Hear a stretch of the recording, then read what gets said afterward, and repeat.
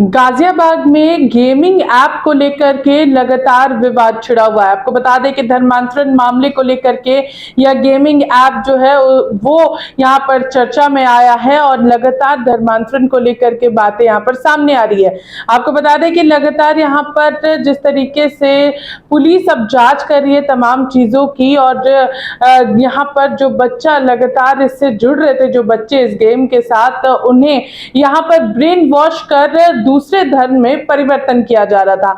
इन तमाम चीजों को लेकर के आज हम चर्चा करेंगे हमारे एडिटर से नित्यानंद शुक्ला जी से, सीधे इनसे जुड़ते हैं और इस धर्मांतरण को लेकर के इनका क्या कुछ कहना है, क्या कुछ जो अभी फिलहाल चल रहा है इसको लेकर के ये क्या कहते हैं। सर, लगातार ये मामले जो है वो सामने आ रहे हैं गेमिंग ऐप को लेकर के कि इस ऐप के जरिए यहाँ पर धर्म परिवर्तन कराया जाता था, ब्रेन वॉश किया जाता था और ज्यादातर इसमें नाबालिग बच्चों को ही टारगेट किया जा रहा था।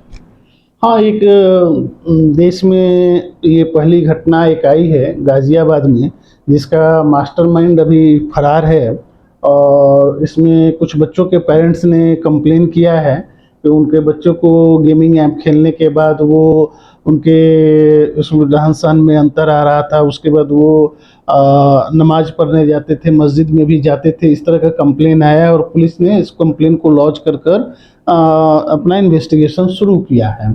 इसमें जो बातें आई हैं निकल कर उसमें कुछ ऐसे बच्चों को ट्रैप किया गया है जो माइनर थे। दूसरा एक चीज़ ये है कि जिनके पेरेंट्स, जैसे कोरोना में कुछ बच्चों ने अपने माँ या पिता को खो दिया था, तो उनको टारगेट कर उनको इस गेम के माध्यम से उनको एक सॉफ्ट टारगेट बनाकर इसमें उनको एक धर्म परिवर्तन का एक खेल चला था। और पुलिस इसकी इन्वेस्टिगेशन कर रही है और पुलिस को एक अकाउंट नंबर भी मिला है जिसमें देश के और चाहे कुछ विदेश से भी कुछ पैसे उसमें आए हैं उस गेमिंग ऐप को लेकर। और उस गेमिंग ऐप के बारे में जैसा कि आया है अभी तक जो एफआईआर भी हुआ है, उसमें ये कहा गया है कि एक गेम होता था, गेम में होता था कि आप जाइए, उसके बाद टारगेट होता था। टारगेट को जैसे जाने के लिए आपको कुछ कंडीशंस डाले जाते थे।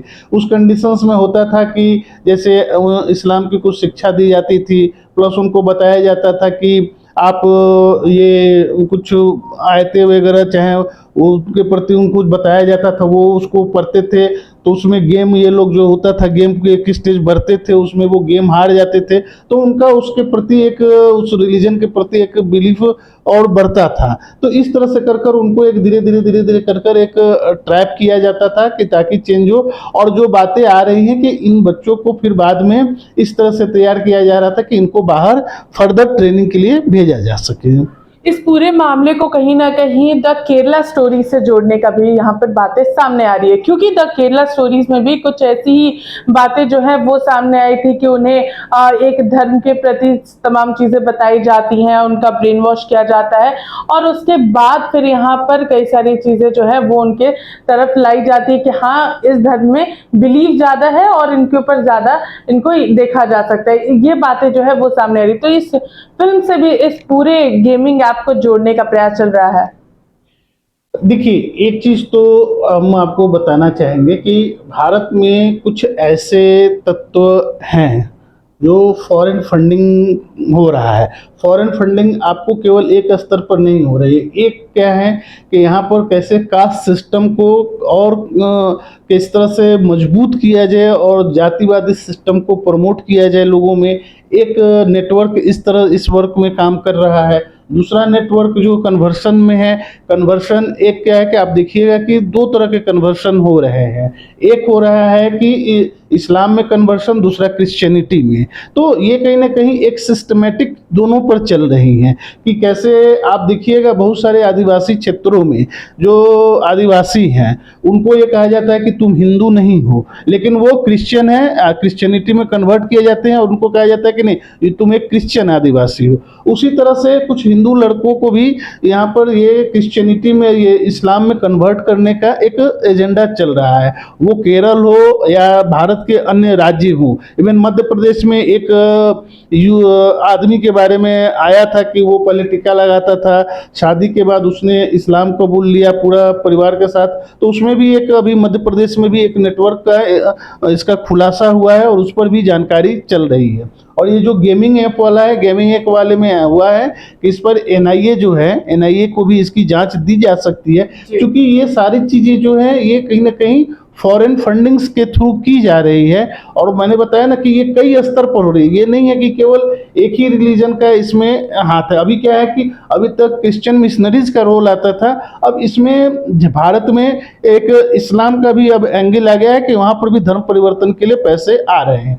तीसरा इसमें है कि आप देखिए ये है कि हाल के दिनों में सोशल मीडिया पर कास्ट रिलेटेड चीजें भी खूब वायरल हो रही है। जी। उसमें हिंदू देवी देवताओं को गाली देना हो, चाहे ब्राह्मणों को गाली देना हो, चाहे वो एक अम्बेडकरवाद हो या बुद्धिज्म हो, इस तरह की चीजें आपको आज के डेट में देखने को मिल रही हो। तो ये क्या है कि एक कहीं ना कहीं लार्जर एक इस पर एक कंस्पिरेसी है और फॉरेन फंडिंग है जिस पर ये काम किया जा रहा है सुनियोजित ढंग से। यहाँ पर ये भी बताया जा रहा है कि रिपोर्ट जो है वो आने वाले 10 दिनों में यहाँ पर सौंपी जाएगी। यहाँ पर जो बाल आयोग की ओर से ये लिखा गया था यहाँ पर सूचना एवं प्रसारण विभाग को, मंत्रालय को, कि यहाँ पर तमाम चीज़ों की बातें जो है वो यहाँ पर 10 दिन में रिपोर्ट यहाँ पर दी जाए इस पूरे गेमिंग ऐप को लेकर। देखिए, गेमिंग ऐप को ये तो एक चीज़ मैं बता रहा हूँ कि गेमिंग ऐप एक हिस्सा है। ये तो अभी एक्सपोज होकर आया है कि गेमिंग एक ऐप है जिसके तहत ये सारी चीज़ें हो रही है। इस तरह की बहुत सारी चीज़ें चल रही हैं जो कुछ पता है, कुछ नहीं पता है।